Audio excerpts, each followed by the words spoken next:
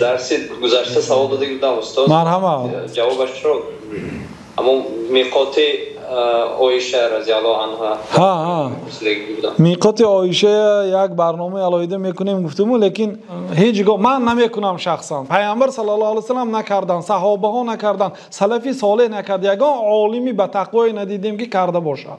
نکنید. برای چی؟ ها نهی نیست.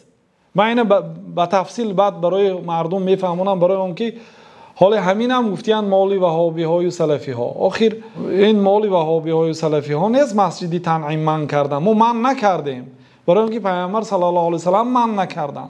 لیکن به مقصودی رفتن به مسجدی تنعیم اگر نگاه کنیم، خلاصه کلام حضرت عایشه وقتی که وارد مکه شدن حیض دیدن برادرها، میفهمید؟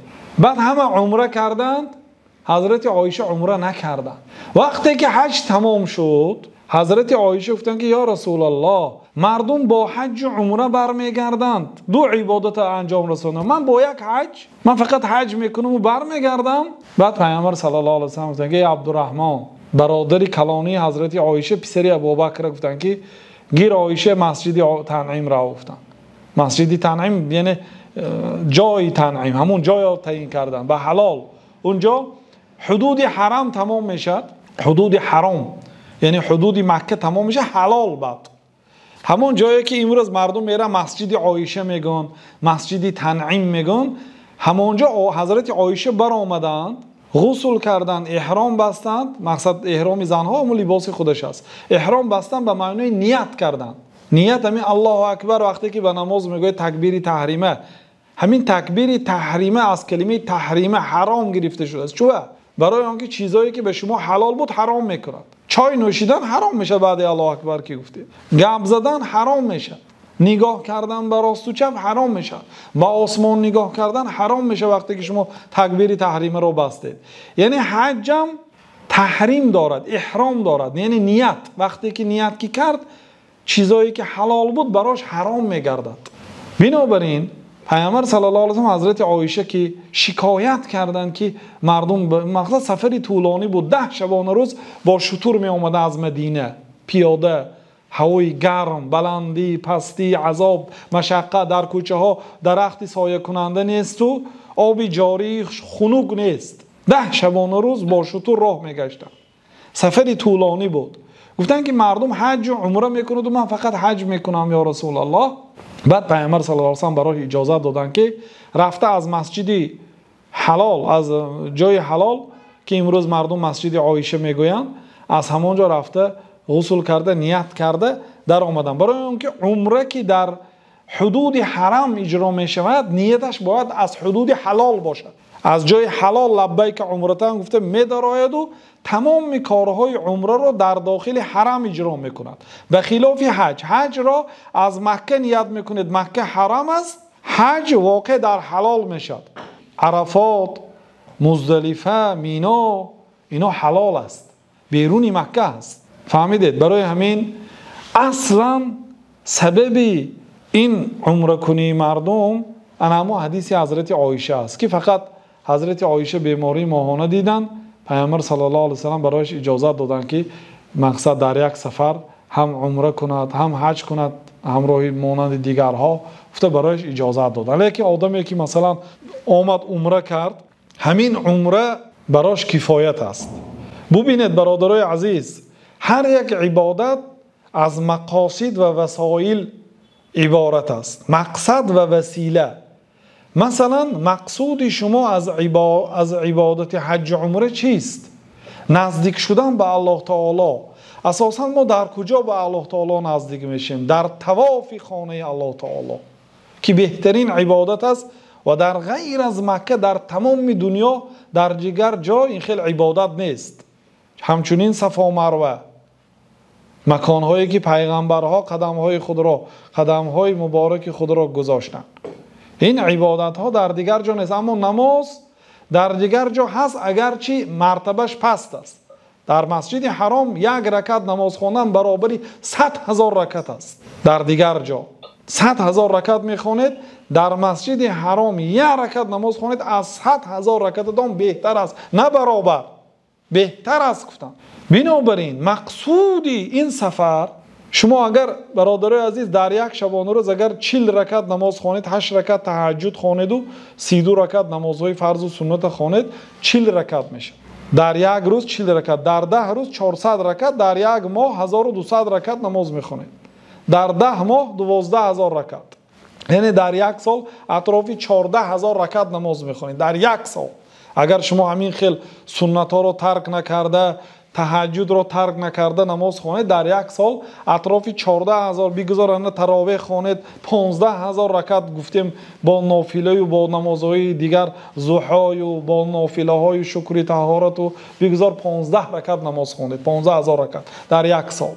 یک رکعت نمازتون از بهتر از 100000 رکعت است. این معنی اینه ندارد که اون آدمی که قضایی دارد، قضاییش همیشه آمده همین 2 رکعت نماز کردی صاف کند. نه، این معناش این است که یک رکعت نمازی که در مکه در حرم میخوانید بهتر است، ثوابش بزرگتر است. جای اون نمازهای فرضی رو نمیگیره، لیکن ثوابش بزرگتر است از 100000 رکعتی که در غیر مکه میخوانید. نکن ببینید یک ساله نمازتون 14-15 رکعت باشد، شما یک رکعت نمازتون 100,000 رکعت. چند ساله نماز میخوانید؟ 2 رکعت عادتا کمترین نماز 2 رکعت است. 2 رکعت نماز خوانید 200,000 رکعت. چند ساله میشد؟ 15000 حساب کنید.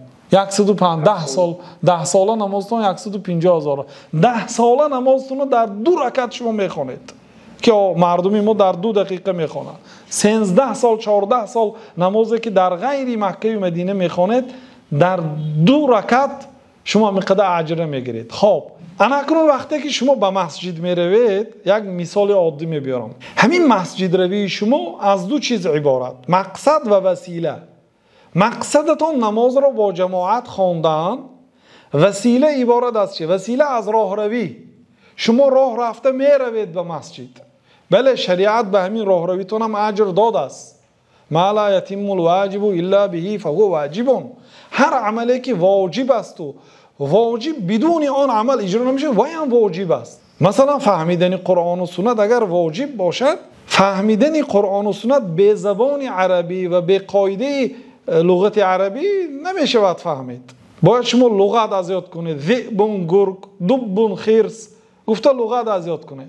همین هم ثواب است. برای چی؟ به خاطر فهمیدن قرآن و سنت شما لغت عرب میخوانید یا شعرهای زمانی جاهلیت رو میخوانید، شعرهایی که عبارت از دروغ است، شعرهایی که عبارت از وصف زنها، از وصف عرق، وصف مثلا بوت، شرک است. لیکن شعرهای میخوانید به کدام مقصد؟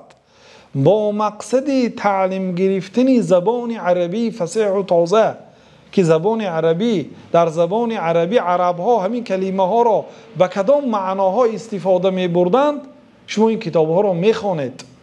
لیکن مقصود شما فهمیدن قرآن و سنت است. مقصود شما از این راه روی، شما راه گشته آمده ایستادید از خانه‌تان تا به مسجد. اگر ظاهرا گریم یک آدمی که به گناه رفته ایستاده است و هم راه رفته ایستاده است، لیکن این راه روی از این راه روی فرق دارد. وقتی که این وسیله میگن، مقصود شریعت همین راه روی شما نه، همین راه روی خودش اصلا ثواب نه. لیکن وقتی که این راه روی مخصوص به مسجد است، برای اجرای ادای نماز است، این راه روی در این حالت ثواب است. فهمیدید؟ خب ما اگر گوییم که از بعضی حاجی ها میبیان عمره میکنند و پگاه با سحر کتی ساعت 3 خسته الکه با احرام میبندند و مسجد عایشه میرن، از آنجا مقصد تا مسجد عایشه 1 ساعت هم خلاص می تاکسی کتی از مکه از حرم تا مسجد عایشه. اگر پروبکه نباشد، اگر زحمه نباشد، اگر زحمه باشد 1 ساعت در اثنای حج و عمره همین خیل بود. در رمضان علل خصوص همون رهی مسجد تنعیم رهی مکه و مدینه هست، راهی سر رفت و آه هست. مقصد همینجا عمر میروید با ماشین، صرف و خراجات زیادتی، میروید در آنجا غسل میکنید. انا همین کارها وسیله هست، وسیله هست، مقصد نه. اگر یک آدم سحر خست و تاکسی بشیشت و رفت به مسجد عایشه، یک آدم دیگر راست مسجد حرام در اومد و در گرد خانه الله تعالی طواف کرد، دعا دارد، این آدم ماشین که رفت غسل کرد گشته آمد به مکه، تا این رفته آمدن این ممکن 2 بار 3 بار 4 بار طواف میکند. اگر در ترازو ماند هم از قوت سنتیش هم از روی اجر و ثواب این آدمی که نرفته است ثواب بسیار حاصل کرده. اگر مقصود شما نزدیک شدن به الله تعالی باشد اینش کنید، فروید به مسجد حرام طواف کنید. او آدم تاکسی نشسته یا اتوبوس یا مارشروت که به مسجد تنعیم رفته است آمساده است، شما به جای طواف کنید، شما مقصد اجرا کنید یک بار. فهمیدید؟ اون آمدن دیگه امکانیت نداشتید. مثلا در روسیه باشید یا در تاجیکستان باشید، برای طواف کردن شما باید بیاید یک مراتبه. مقصود اساسی شریعت شما باید طواف کنید، دعا کنید. شما یک بار آمدید، شما اگر مقصدتان ثواب و اجر باشد، شما در گرد خانه طواف کردن گرید، دعا کردن گرید، باور کنید صدها مراتبه از آن آدمی که همین کارو میکند ثواب زیاد میگیرید. بله نهی نآمده است، لیکن خیر الهدی هدی محمد صلی الله علیه و سلم. ثانی پیامبر صلی الله علیه و سلم یگان مراتبه در یک سفر 2 مراتبه حج نکردند در حیاتشان. همگی پیامبر صلی الله علیه و سلم 4 مراتبه عمره کردند. 4 مراتبه عمره کردن، همش در سالها بود، هر یک سال میکردند. این خیلی نه که یک آمده که شما یک روز به 10 بار عمره کنن. این خیلی حاجی هم است. با از نام زنده ها بعضی ها میکنن، از نام تو کردیم، از نام فلان چی کردیم. با بعضی حاجی های شاهد شدیم که از نام یک آدم نکردم، با این خیلی گسود است در تلفن، از نام توی هم کردم گسود است. گفتم چه دروغ میگویی؟ میگه دلش به خرسندی انداختم. نعوذ بالله. خیلی در مکه صدا دروغ میگویی، حج نکردی. آقا آدمی زنده هست، اگر کم بغل باشه ممکن نه از نام و حج کردن یا عمره کردن. و توی نگفته است عمره کن، گفته این فقط از نام مخصوص آدم‌های مردگی یا آدم‌هایی که سلامتیشان برای نشستن به مرکب، به اتوبوس یا ماشین یا به سمالیات ندارند. این برای همونها است برادرها. امید میکنم که فهمیدید. اگر نفهمیدگی باشید همون صحبت یک صحبت الهیده با برادر میکنیم ان شاء الله درباره مسجد تنعیم الهیده، تا اینکه یک موضوع مکمل شود، تا اینکه یک فهمونیم. حاضر همین خیلی برای فهمیدن شما گفتیم. فهمو برادر؟